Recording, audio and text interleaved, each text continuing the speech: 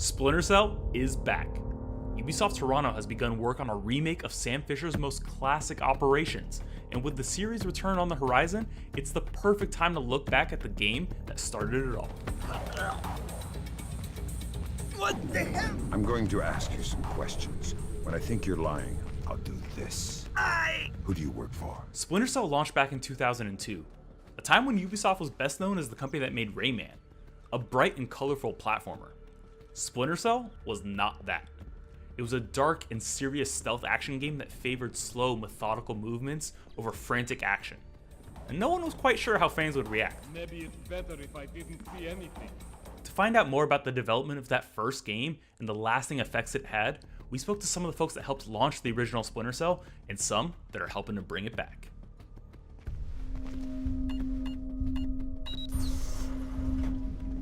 Sam Fisher.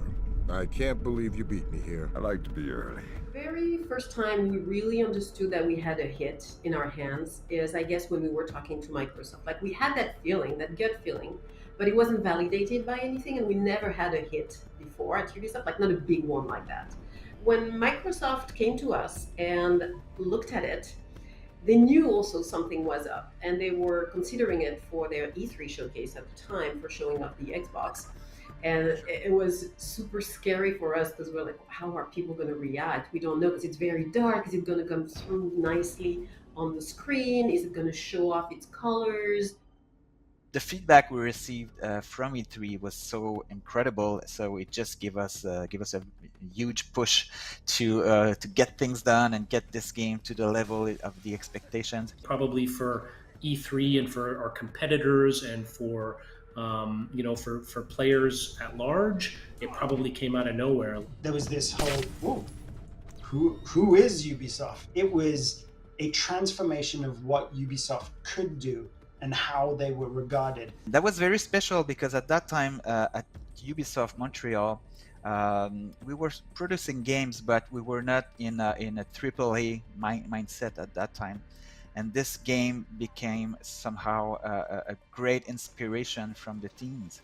And from that moment, when Splinter Cell did release with a very cool feedback and nice reviews and nice popularity as well, this has been an incredible trigger for the whole studio to reach for this level of achievement for other games. But what exactly was it that drew in audiences at that E3? What did Splinter Cell do that set it apart from the crowd?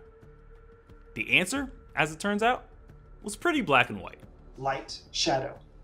It's instantly relatable and instantly something that you know how to play with. People paid attention because they had never seen such amazing visuals at first. That whole shadow and light was beautiful, and it was giving a dimension that they had never played with. And it had to do with the Xbox and the ability of the Xbox to render these dynamic lights with dynamic shadows and dynamic real-time shadows. And it was really the ambition of the team early on to push the visual fidelity of the game as far as we could. The way art and level design had to work together to deal with, how dynamic lights would affect the gameplay as well as the visuals was probably one of the biggest challenges of development. It was one of those times where a game came out and just really had a brilliant presentation that was so critical for the actual design itself.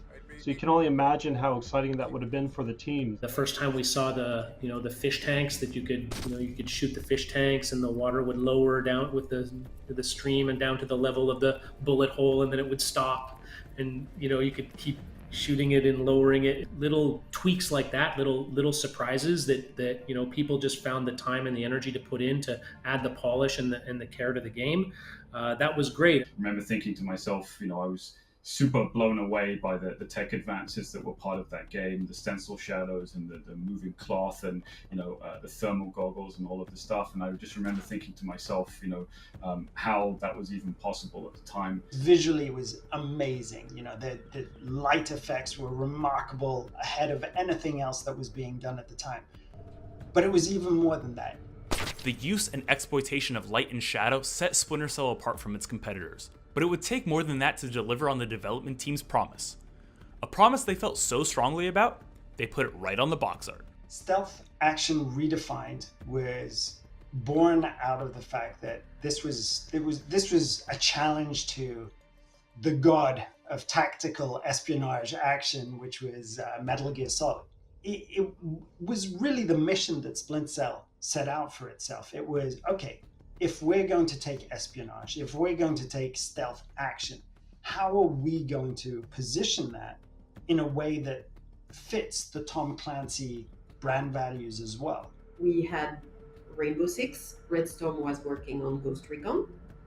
Those were obvious Tom Clancy games, but Splinter Cell came from Montreal, and Montreal wasn't working on Tom Clancy at the time. And when we looked at it, we looked at the fantasy, we looked at the realism and the techno-thriller aspect of it. We figured that would perfectly fit under Tom Clancy. Back then, there was a lot of, a lot of games that were very kind of heavy on just shoot, kill, be done. That's how you get through these situations. Splinter Cell made you slow down, it made you think, it made you kind of try to understand the threats that were ahead of you, and it layered all of those features together. And it rewarded players for thinking differently, for being a bit more kind of patient with the way that they chose to solve those situations. The idea of being the one who can make the difference, who can go into those places that no one's supposed to be able to go to and do what no one's supposed to be able to do, that's an incredibly powerful fantasy, and it's a lot of fun to be that person. We used an actor that was a recognized person. That was new at the time. Anybody have a line back to 3rd Echelon? I'm here, Fisher. What the hell's going on? Nicolad's just declared war on the U.S. What? Now it's something that a lot of people do, a lot of game publishers. It's kind of normal, but at the time it wasn't. And we really looked at it like, first it was a Clancy brand, so we looked at it like something bigger than just a video game, marketed it that way, and created a persona. Sam's a great character. He's smart, he's funny, he's fast, he does what he can do with a minimum of waste. He's high speed, low drag, and he's just an incredibly fun character to play. While Sam is unequivocally the star of the Splinter Cell franchise, let's be honest, he'd get nowhere without his signature night vision goggles. Not only are they an essential tool in Sam's arsenal, they're the symbol of the entire franchise. Those 3 green dots and that iconic sound, yep, that sound is enough to know exactly what game you're dealing with. The sound came in very late, and I think that we didn't realize how important and valuable it was until someone said, we really got to have a much more iconic sound in here somewhere. And it had this kind of very military feel to it. We were trying to create something that felt very realistic and modern, and just because of the speed at which technology moves, it kind of became its own thing in time, and it adhered to sort of the genuineness of it and kind of stuck. 19 years ago, Splinter Cell put Ubisoft on the map and changed the landscape for stealth action games across the industry. Now, thanks to the upcoming remake, a brand new generation can experience the best Splinter Cell has to offer. For future updates on the Splinter Cell remake, follow this channel and visit us at news.ubisoft.com.